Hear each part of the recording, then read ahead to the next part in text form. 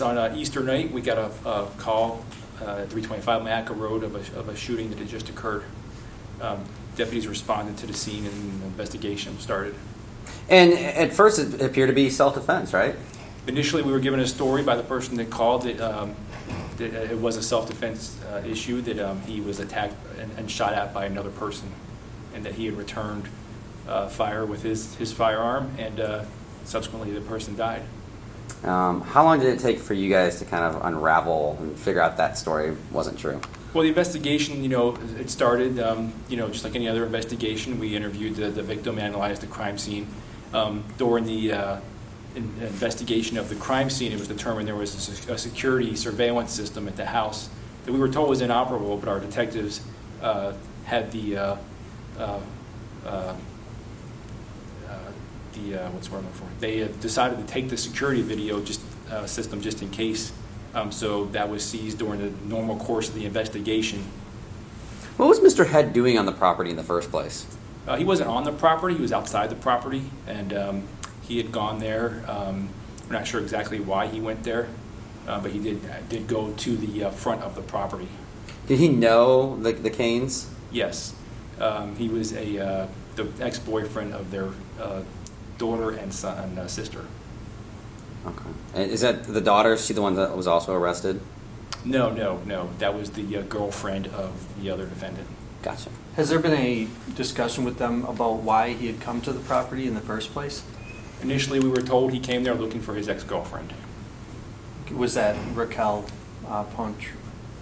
No, that is the other defendant. His girlfriend, his ex-girlfriend, was the daughter of the defendant, James Cain, and the sister of Robert Cain.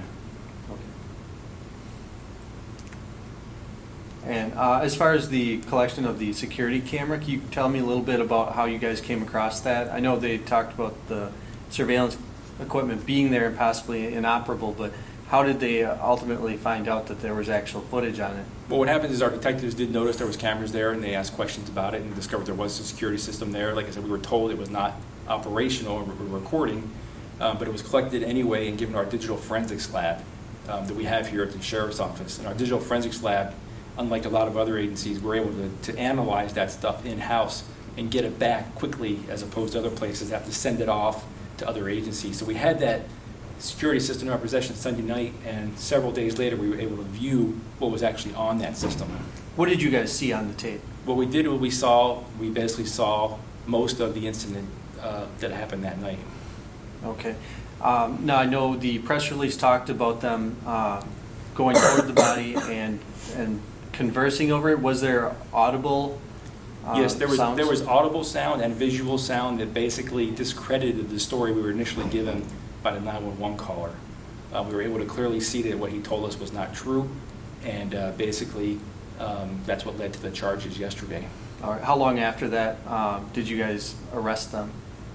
After seeing the video? After seeing the video, it was about 4 days, 4 or 5 days.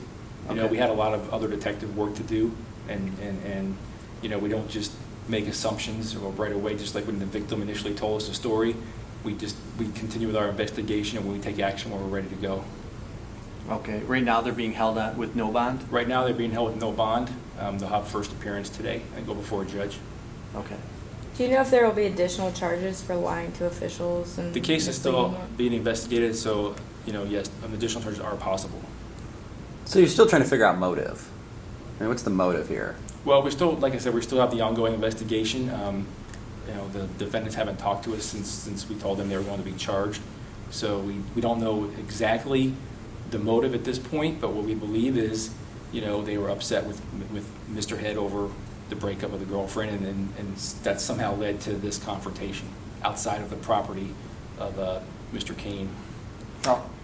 This seems like an obvious question, but how helpful is this video surveillance? I mean, do you think you guys would have been able to still solve this if that video surveillance wasn't there? No, the video surveillance was crucial in this case. That's what led us to believe. That's what led us to knowing that the victim was not telling us the truth, or the 911 caller was not telling us the truth.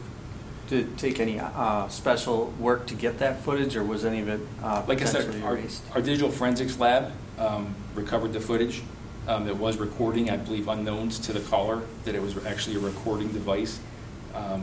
But our digital forensics lab was able to recover that fairly quickly once we turned it into them.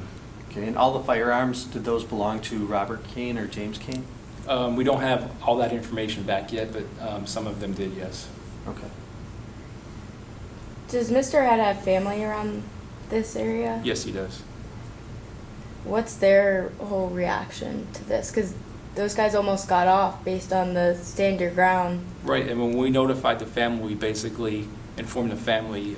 Our investigation to this point shows that their son, Mr. Head, was not doing anything wrong at the time that this incident occurred, that he is the victim in this case, and that the Canes and Raquel Poprion are the suspects. Yeah, but did it show on the tape? Was there an altercation before the shots were fired? It did not show an altercation, no. Okay. No, it did show Mr. Head going into the property, but it did not show an altercation that occurred that was initiated by Mr. Head. Do they have a large property? It's a large piece of property, yes. The man was found in front of the house, off the property? In the roadway, yes. And the video showed him unarmed prior to. We found no evidence that suggested he was armed.